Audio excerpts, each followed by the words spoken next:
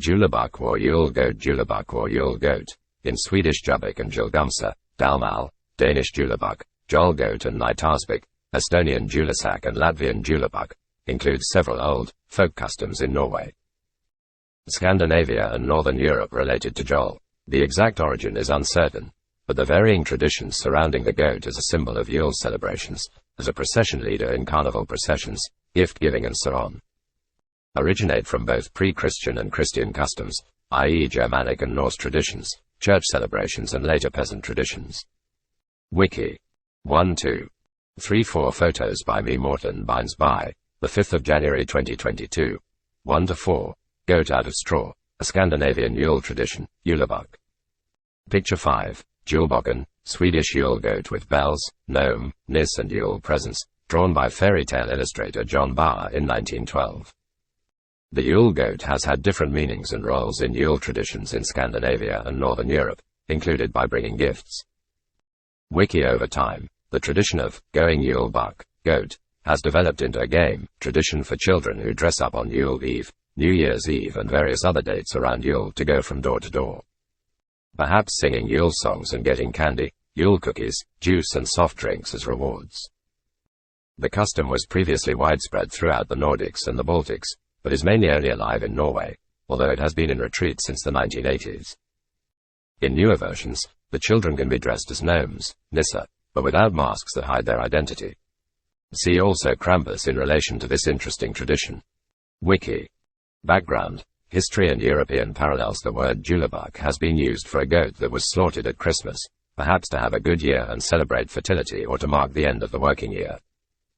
Later, Julebukk also became a term for a person who goes Julebukk, that is, someone who goes from house to house around times of Yule until 13th of January together with a small procession where everyone is dressed up. Originally, someone in the herd or procession was equipped with a buck or horn mask and a shaggy leather cloak. See also Krampus and Krampus Nacht, an interesting parallel. Since then it was usually dressed up youths who visited the farms, sang, danced and fooled around. They were often given gifts and received Yule food.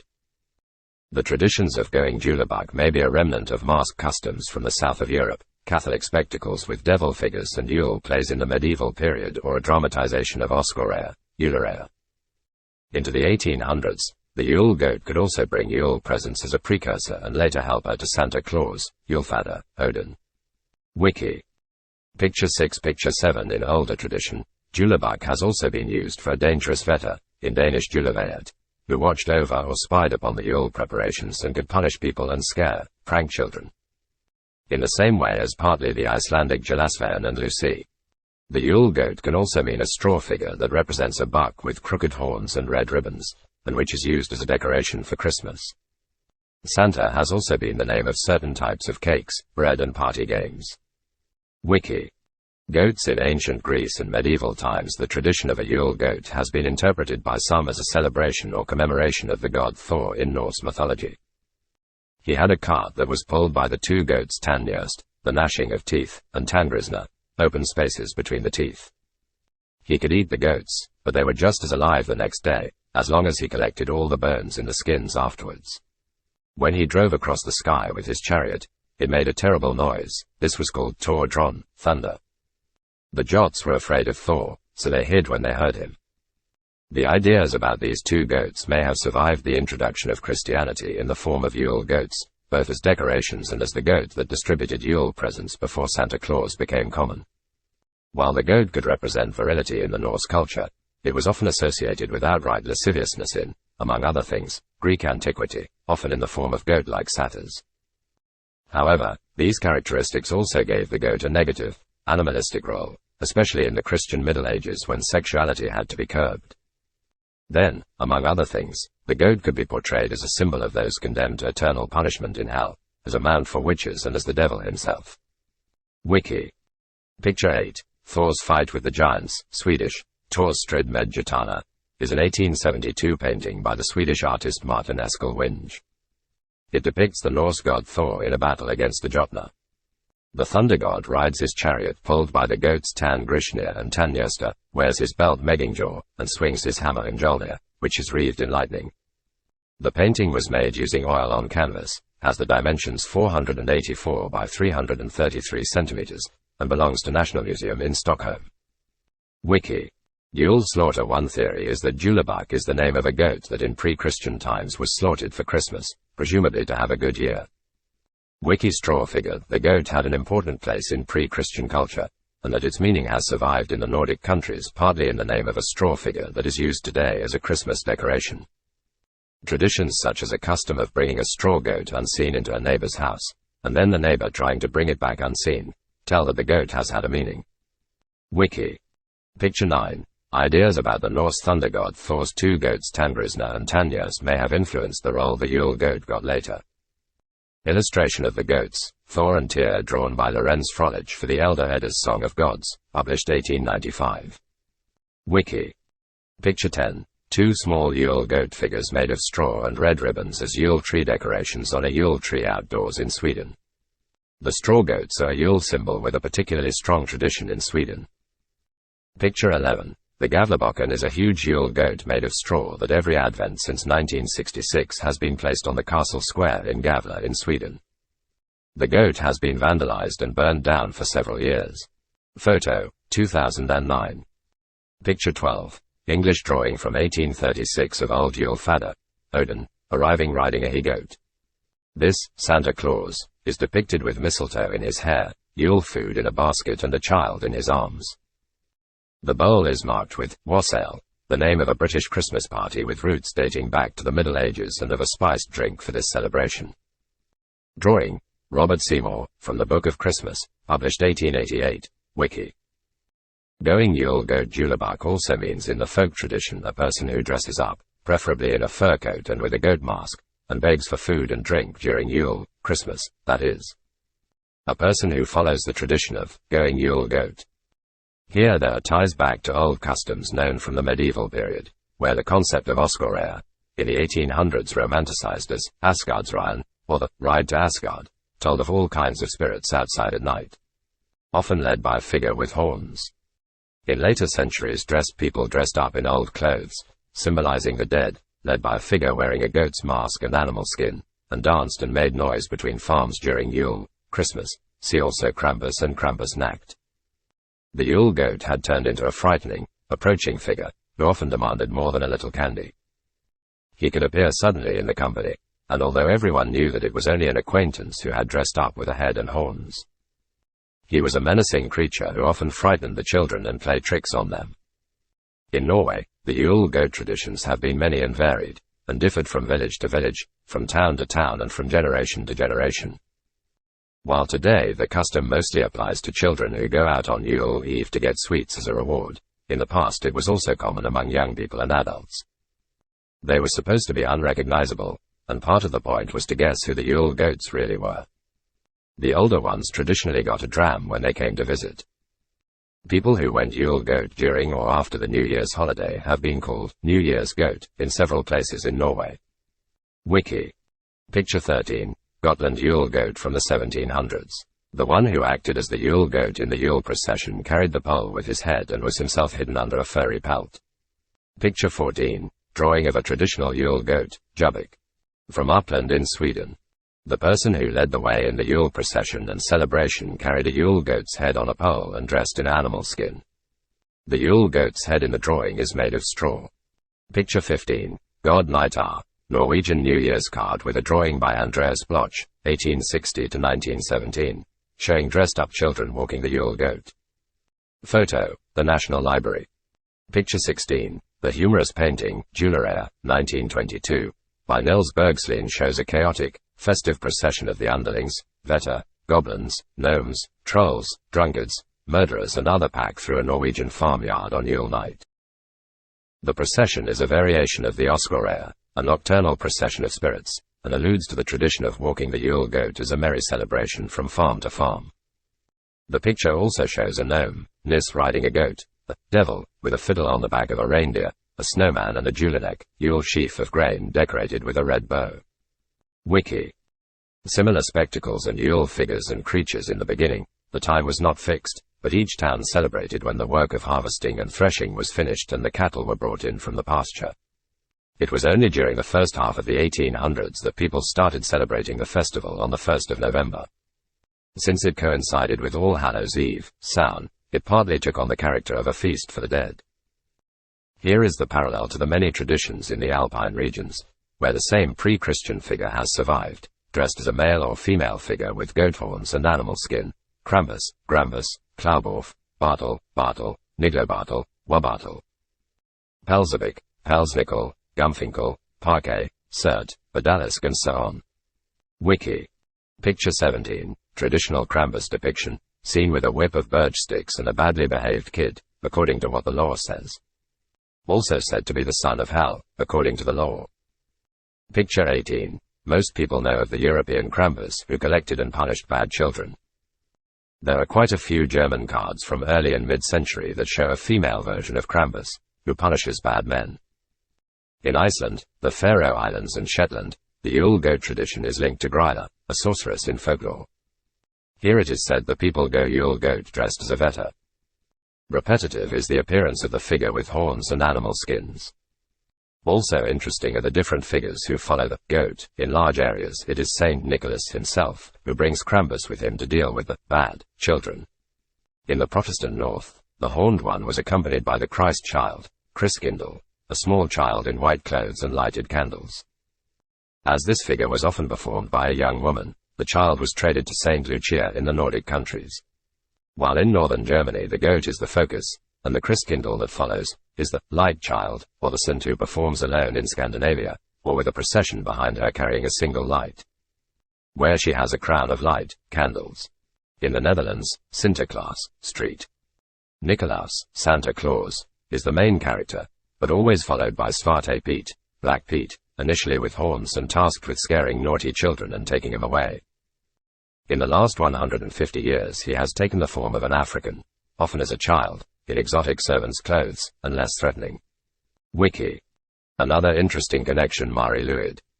Picture 19 and 20. A contemporary Mari Lwyd. The Mari Lwyd, Welsh, Wyfari Lwyd, is a wassailing folk custom found in South Wales.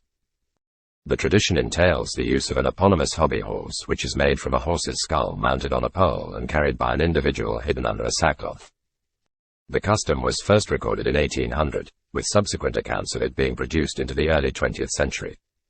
According to these, the Mari Lwyd was a tradition performed at Christmas, Yule time, by groups of men who would accompany the horse on its travels around the local area, and although the makeup of such groups varied, they typically included an individual to carry the horse, a leader, and individuals dressed as stock characters such as Punch and Judy.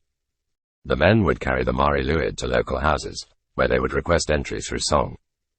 The householders would be expected to deny them entry, again through song, and the two sides would continue their responses to one another in this manner.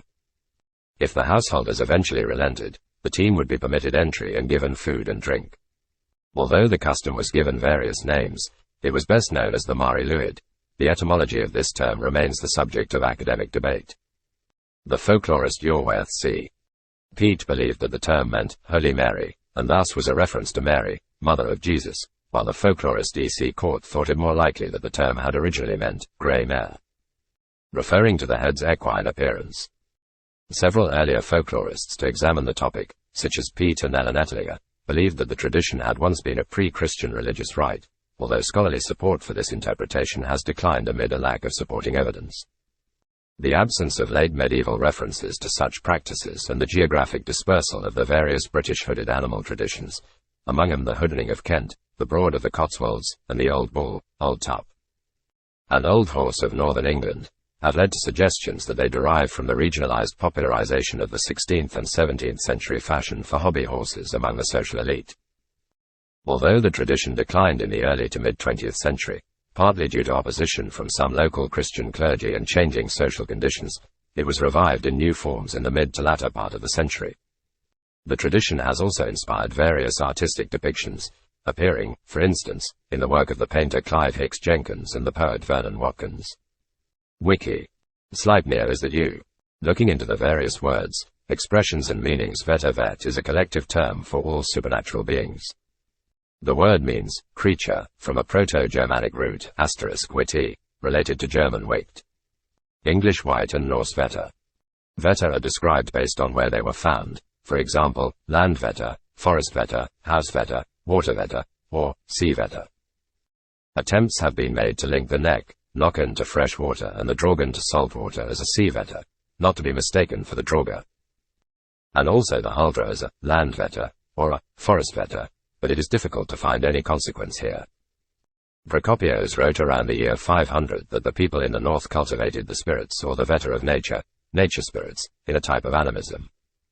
One had to watch out for vetters of disease, and rickets in some places until recently was called jordsog, or earthsucker, based on a perception that the earth vetter sucked the life force out of a child.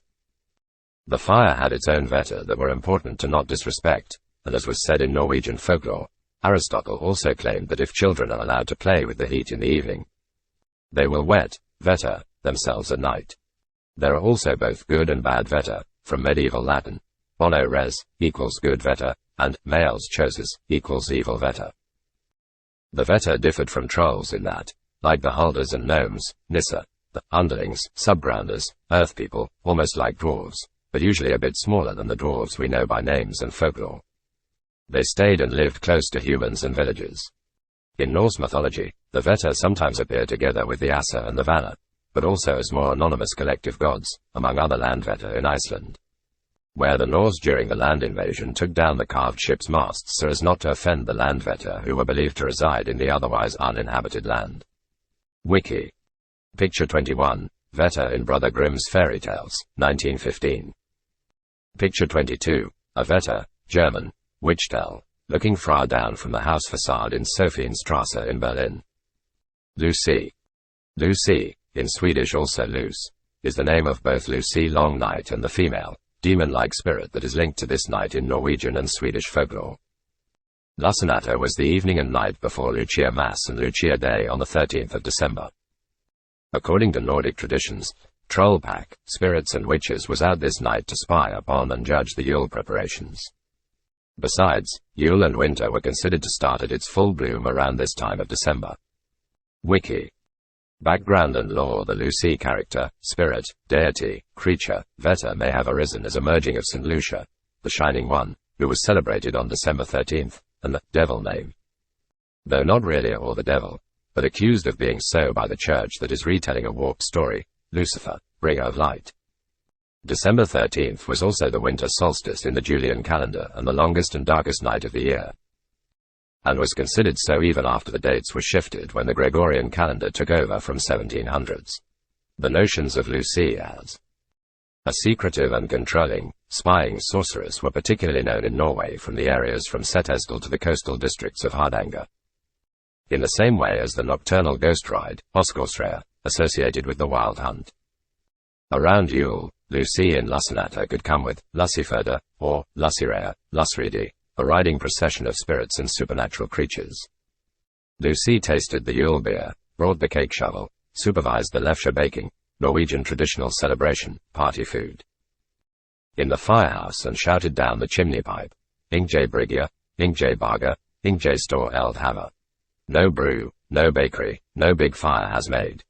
Because if the rough work of threshing and spinning was not finished, baking and brewing for Christmas was not well underway and one did not let the work rest this evening, Lucy could take revenge in house and barn.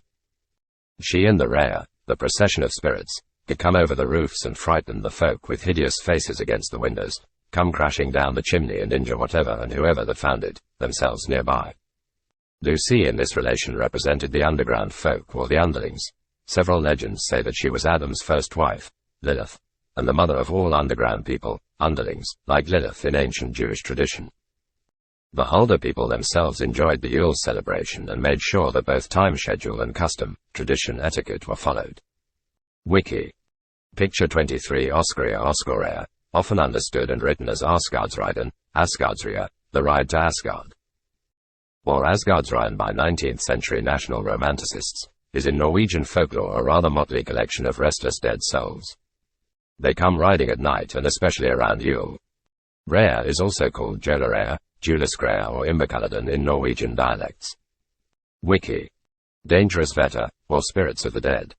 People who had not completely finished by the Yule holiday could be dragged along in the procession with the mythical figures and spirits and deities. To guard the residents from being taken along by the spirits, deities, Veta on the Wild Hunt or the procession of the Veta. Tar crosses were painted on the doors for both people and animals. The legends say that one's health could be ruined if one went out for hunting. The mind or soul of the sleeper could be carried away and carried far away.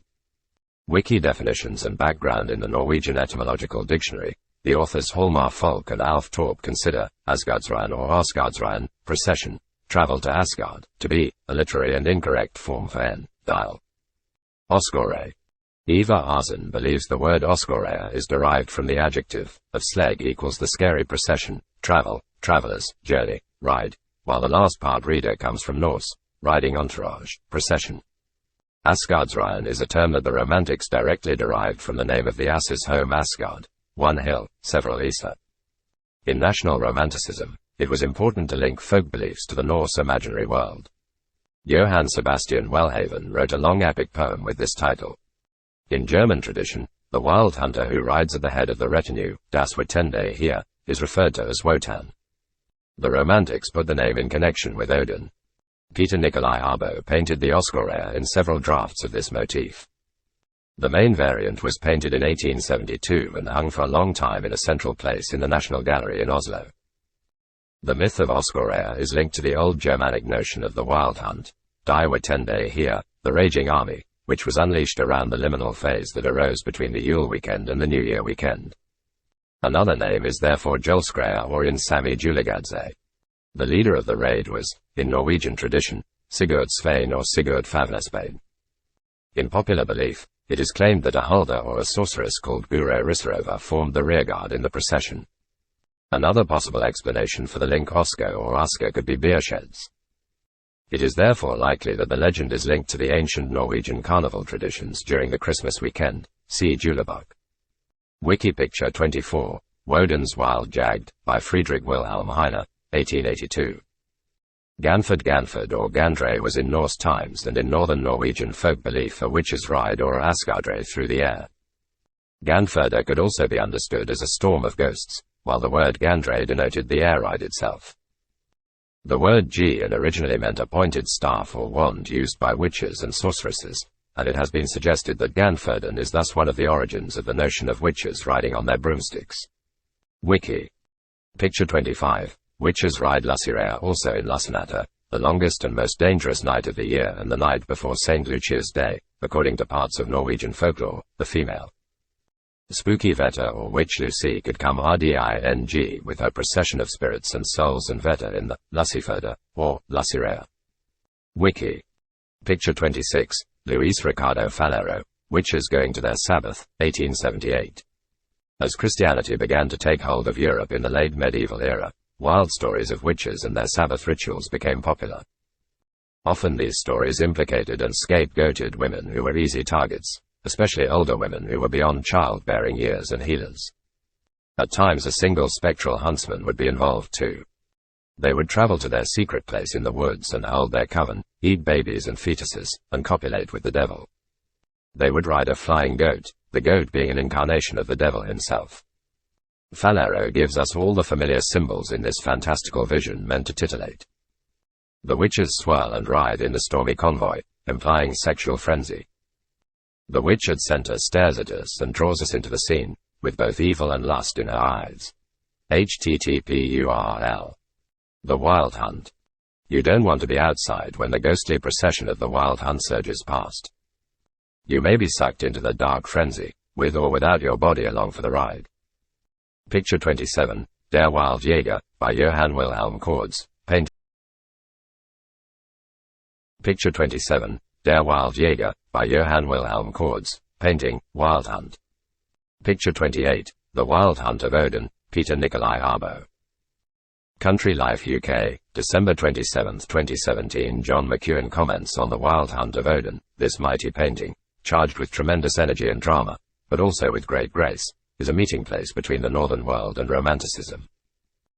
Ethereal Asgard-led Valkyries, arms outstretched, led by Odin and his son Thor brandishing his short-handled hammer, saw over a world darkened by armed pursuers and those pursued muscular naked men, wild-eyed greys, leaping hounds, while far below, the always moon rises proud of the mountains and goes on his stately way. To my mind, This brilliant mythological painting is the perfect visual counterpart to Wagner's Ride of the Valkyries. What is the Wild Hunt? Across Central, Western and Northern Europe, the Wild Hunt is a well-known folk myth of a ghostly leader and his group of hunters and hounds flying through the cold night sky, accompanied by the sounds of the howling wind. The supernatural hunters are recounted as either the dead, elves, or in some instances, fairies. In the northern tradition, the Wild Hunt was synonymous with great winter storms or changes of season. Source: the Anglo-Saxon Chronicles, one of the oldest sources of Anglo-Saxon history, first mentioned the Wild Hunt in 1127 AD. In 1673, Johannes Scheffer, in his book Laponia, recounts stories by the Laplanders or Sami people of the Wild Hunt. Author Helen Adeline Guerber wrote of Odin and his steed, Sleipnir, in her 1895 works, Myths of the Northern Lands. She tells her readers of the souls of the dead being carried off on the stormy winds of the hunt. The concept was popularized by author and mythologist Jacob Grimm in 1835 in his works Deutsche Mythologie. In his version of the story he mixed folklore with textual evidence from the medieval up to the early modern period. Many criticized his methods, which emphasized the dynamic nature of folklore. He believed the myth to have pre-Christian roots and its leader to allegedly be based on the legends of Odin, on the darker side of his character. He also thought the leader of the hunt may have been a woman, perhaps a heathen goddess named Berkta or Hulda. He believed the female may also have been Odin's wife. The legend the hunt was said to pass through the forests in the coldest, stormiest time of the year. Anyone found outdoors at the time would be swept up into the hunting party involuntarily and dropped miles from their original location. Practitioners of magic may have sought to join the berserkers in spirit, while their bodies remained safely at home. Grimm postulated the story inevitably changed from pre-Christian to more modern times. The myth originally began as a hunt led by god and goddess visiting the land during a holy holiday, bringing blessings and accepting offerings from people. They could be heard by the people in the howling winds, but later became known as a pack of ghouls with malicious intent. The leader of the hunt. The numerous variations of the legend mention different leaders of the hunting party. In Germany the leader is known by various names, for instance, Holt, Holl, Bertha, Fost or Heim. Yet one figure frequently appears in the majority of versions: Odin, also called Woden. Odin is known by two particular names which relate to the time of year the Wild Hunt was alleged to occur, Jolnir and Joloherra. Both of these roughly mean Master of Yule, a festival celebrating the change of the seasons. The legend of the hunt has been adapted over the years and, depending also on the geographical location, the leader of the hunt along with it. In the Middle Ages, with heathen deities becoming a thing of the past, the hero of the story became characters such as Charlemagne, King Arthur or Frederick Barbarossa, the Holy Roman Emperor in the 12th century. In the 16th century, Hans von Hacklenberg was said to lead the Wild Hunt. The story recounts him slaying a boar, accidentally piercing his foot on the boar's tusk and poisoning himself. The wound was fatal and, upon his death, von Hacklenberg declared he didn't want to go to heaven, but instead continue with his treasured avocation, hunting. He was then forced to do this for an eternity in the night sky, or, as recounted in alternate versions, condemned to lead the Wild Hunt. Sources cite his name as possibly being a corruption of an epithet of Odin's name. In Wales, a variation of the story exists purporting the leader to be Gwyn ap Nudd or Lord of the Dead. In this version, the Lord of the Dead is followed by a pack of hounds with blood-red ears. In England, the same white hounds with red ears appear in legends. They were called the Gabriel hounds and said to portend doom if you saw them. Herne the Hunter, or Herleithing, is alleged to be the hunt's leader in southern England and possibly connected to the mythical King Herne. The Orkney Island tradition speaks of fairies or ghosts coming out at night and galloping on white horses. In northern France, Mesnè d'Alequin, the goddess of death, was said to lead the ghostly procession. Regional versions clerics in 12th century Britain reportedly witnessed the Wild Hunt. They claimed there were 20 to 30 hunters in the party and the hunt continued for 9 weeks. The earlier reports available of the Wild Hunt generally represented the participants as diabolical, whereas, in later medieval retellings, the hunters became fairies instead. The legend's origin, some believe, may be related to the dandy dogs. In the tale, Dando wanted a drink of water, cursed his huntsman for not having any and was then offered water by a stranger.